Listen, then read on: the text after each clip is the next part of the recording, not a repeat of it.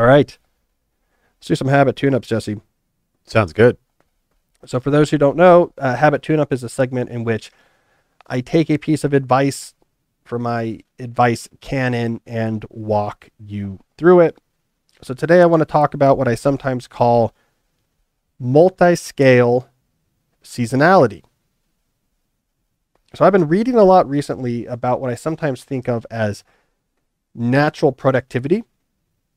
And what I mean by that is the way as human beings we are wired to work. So clearly, through most of our history, before culture could rapidly intercede with what our day-to-day lives were like, we had time for our brains and bodies to evolve for whatever it was we had to do to survive day to day. And I'm really interested in what that is because it gives us some, I'm approaching this with care, but it gives us some notion of what our natural inclinations for work actually are.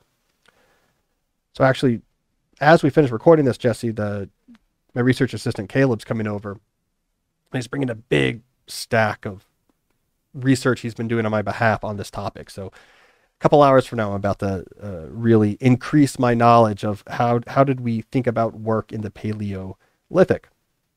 So one of the things, though, that seems to be clear from the work I've done so far is that our minds are not used to this idea of being pegged at all-out work relentlessly, day after day, week after week, month after month. Our natural sense of productivity is way more rhythmic on different scales. There's intense periods and recharge periods. There's up and down periods. There's a variability to what work means. We get frazzled.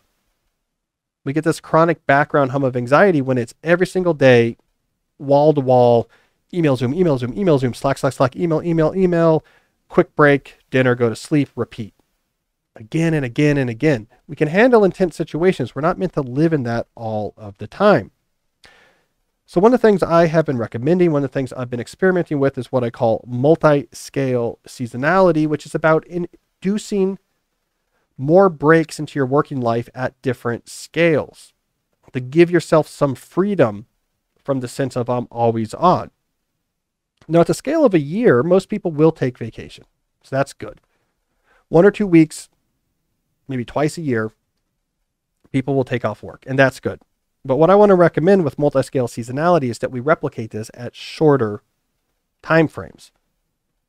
So if possible, I would say take 1 day off every 2 months or so. So if you're in a job where you build up like a federal government job, where you build up a bunch of personal days and vacation days, use one once every 2 months. Take that day off and don't work. Do something kind of over the top that signals to yourself that this is a self-care relaxation type of day. Next, again, if possible in your job, take 1 half day off every 2 weeks or so. Now this I would recommend if you're in a knowledge work job, just doing unofficially.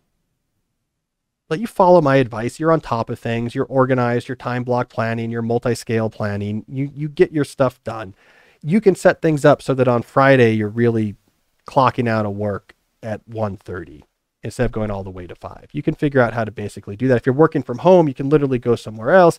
If you're working in an office, you can kind of informally shut down and kind of be relaxed and working something else and then leave the office early, a little bit earlier than normal. So you can do this a little bit unofficially. That's like a half day where I'm going to see a movie. I'm going to, catch a day game at the baseball stadium. Do that every 2 weeks or so.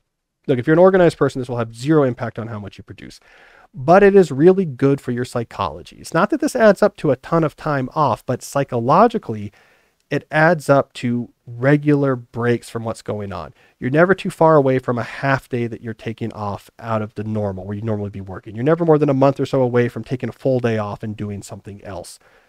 You're never 6 months away from taking 2 weeks off for a vacation. So having breaks on multiple scales serves a really useful psychological trick. And it gets your brain into a mode of we worked and we're off, and it can really help short circuit that background hum of anxiety that happens if you feel like you're constantly pegged. Now, in the big picture, I think multi-scale seasonality could be way more aggressive than that. I have a lot of thoughts about that. I think work should be way more varied than that. We'll get to that. The whole chapter in my new book is going to be about that. But for now, this is a simple thing that you can do right away that will make a big difference to your psychology. So do you practice that? Yeah, I practice more extreme versions, but again, I have a very flexible job. I have seasons that are different than other seasons. I'm in writing mode for 3 months now. Like, that's a big change. Yeah, I do weeks off, not weeks off, days off on a very regular basis. I'll do that. Protect days way out in advance.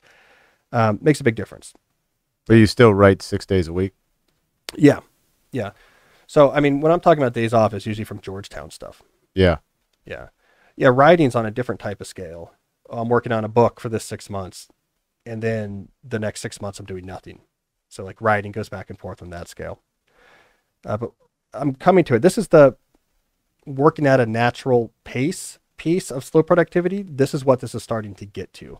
Is work should not necessarily be, I'm just pegged 8, 9 hours a day with a few extra checks after, because there's always stuff piled up, always stuff I'm working on. Anytime, I barely get away. If I am, it's an issue. We're not wired for that.